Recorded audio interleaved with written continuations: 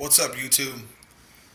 This is going to be my afterthoughts review on the Baseltek HSP Brontosaurus 4x4 Brushless Top Edition Monster Truck. So I've ran this a few times now, and I have to say that it runs pretty well. In stock form, this thing's faster than I expected, and it wheelies on demand. And that's kind of one of my complaints, and probably the only real complaint I have, if it's a complaint at all, is that when it does wheelie, the body does catch here, and it tends to flip over. And it's also going to end up ruining your body. So I know Red Cat, the new version of their Volcano, has a different bumper that kind of protrudes out a little bit farther outside the body, and that would probably take care of that issue. And of course, there's a bunch of aftermarket bumpers you can buy. I'm going with the wheelie bar though.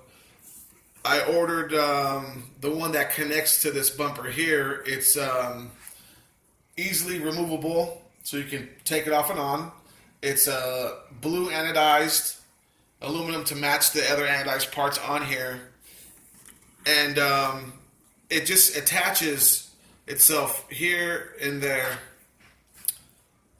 So I hope I won't have to trim the body too much when it comes. We'll see. But that should take care of it. Which really isn't a complaint. I mean, who really complains about doing wheelies like, oh, this truck does wheelies? I'm mad. Doing wheelies is fun, and it's a good thing. But you need some sort of support in the back. A wheelie bar or maybe even a bumper. Like I said, these bumpers work great. It's just that they're inside of the shell. And so instead of the bumper dragging when you do a wheelie, you catch this, and you're going to rip that eventually.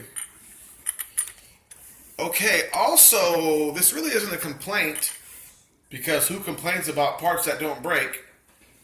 But this is a little extra pliable up here, you know, like the, let me get in there, the arms, you know, your knuckles and their hubs. And that's a good thing, because they won't break. They'll just bend and they'll give like they're supposed to. But on super rough terrain, you will get a little bit more flex and a little bit more wobble. I noticed that a little bit on this. It's not so bad where you can't live with it, or it's throwing you off of your course. It doesn't do that. It's just something that I noticed on like whoops or a little bit of rough terrain. But, I mean, you really can't complain about that. I've had some RCs with real brittle plastics. The Himoto Tonto is one of them. The shock towers were really brittle. And it's a buggy, so they're exposed. So when you flip, it has a chance of your shock towers catching in the dirt. Like this, they're exposed. So they can catch in the dirt, catch in the grass when you flip. And if they're a brittle plastic, they'll break. And my Himoto Tontos broke. The wing broke on the first jump, and when I flipped on a jump, I broke the rear shock tower. Now, as you can see on this one, the shock tower and the diff case and the arm links are 3 different pieces. On that Tonto, it's the upper diff case, which would be here, and the shock tower. They are one piece. So you got a one piece. So I was looking at getting some aftermarket shock towers, some carbon fiber maybe, aluminum maybe, like this one has aluminum. But they don't really sell those. I couldn't find one. All I could find was replacement parts that were just this one piece. The case and the shock tower as one piece. And I really didn't want to buy another one, and because they were just going to keep breaking. Now,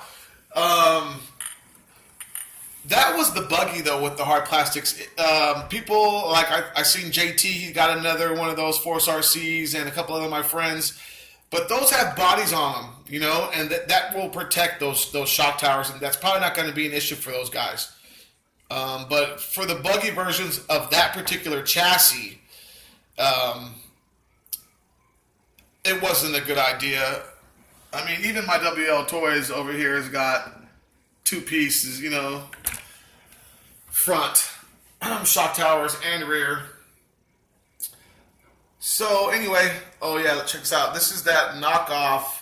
So they make a camera. It's called the SJ9000. SJ Cams is the company, and I've seen reviews on it. I've seen the videos of it, and it's not bad at all. And so on eBay, I thought I was ordering an SJ Cams SJ9000, but it's not. It's a knockoff of that. So it's a knockoff of a knockoff pretty much, and it is horrible. If you can see, it's supposed to be 4K, and it's supposed to be 30 frames per second, but out front, when I was running this the other day, it can't keep up, and it's slowing and speeding up. The video is trying to keep up, and the sounds are off, my voice is off. It's just, I mean, it was like $26, and so it's not a big deal. I'm going to send it back, but I'm going to go with the Polaroid Cube Plus. So that'll be what I'll be shooting my action videos with from now on. Anyways, back to the subject at hand. Pliable plastics, you really can't complain. Because they give and they don't break. But if you're going to want a little bit more stable front, a little bit more stable ride in the front, then you might want to upgrade to the anodized aluminum. I'm probably going to get the knuckles and steering arms. So you really can't complain about that. And it wasn't minimal. It was a minimal when I was hitting like the whoops. I would notice a little bit of this going on, but not too much. So this thing, you know, you might want to, you know, this one did have the CVDs though. This one did have CVDs. And that was like the biggest problem with this was the dog bones. And so this one's got the CVDs, so I was real happy about that. And it had the metal spur gear. I did say that the Red Cats don't have metal spur gears, and they were still coming with a nickel metal, but I was wrong about that. The new versions do have metal spur gears, and they do come with a Lipo. And it is a 3500 milliamp Lipo, but it is, I think, a 15C discharge. This one's a 30 with a 10C, so this is a better Lipo. No complaints with the electronics whatsoever. This motor for 3300 kV, move out of the way, surprised me. I'm not sure what the pinion gear is because I haven't opened it up yet. But it has plenty of speed and good torque. Like I said, it's wheeling on demand on 2S. And I'm going to have to get a wheelie bar for that, for sure. But other than that, I haven't really tried these on anything besides dirt and grass, and they're fine. So I'll probably put my MX, not MX fans, I'll probably put the iMix on here just to see what happens. And I have some bigger size, the ones that came on my Himoto Viper Nitro. It's a little bit bigger than these, and try those out too. They're more like monster truck style. These are kind of monster truck, all-terrain. They seem fine. They work good. They're foam filled. And let me see. What other little issues?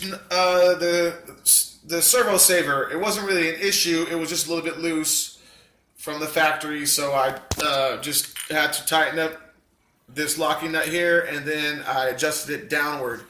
People were saying they had a problem with their Servo Saver backing itself loose, back up. The adjustment right there.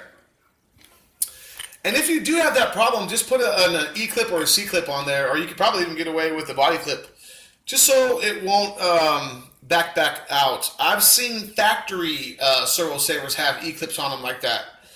So if you have that problem, just put a clip on there and you'll be fine. This is the 6 kg, I believe. Yeah, the E601. I think that's 6. I haven't really looked that up, but I'm pretty positive that's a 6 kg, and it was fine. And of course, a 60 amp, plenty of power. I haven't even run this on 3S yet. I don't feel the need to, and I'm not going to until I get the wheelie bar, because it's wheeling like crazy on 2S already. So once I get the wheelie bar, we'll run 3S. I'll do some 3S videos, and we can go from there. The only main real complaint I do have is that these take 8 batteries, and that just bugs me. It's unnecessary. They were taking 8 batteries when I was a kid in the late 80s, early 90s when I was first RCing, and they should not still be taking 8 to this day. And a lot of mine take 4, and a few actually take 3. So I don't like this. This is the main complaint I have about this setup. And if I was going to rate this, I would have to, I would probably only really take, well, I have to take a point for this, the 8 batteries. I have to. And I really can't take a point for wheeling all the time on 2S because that's fun. Everybody wants to wheelie.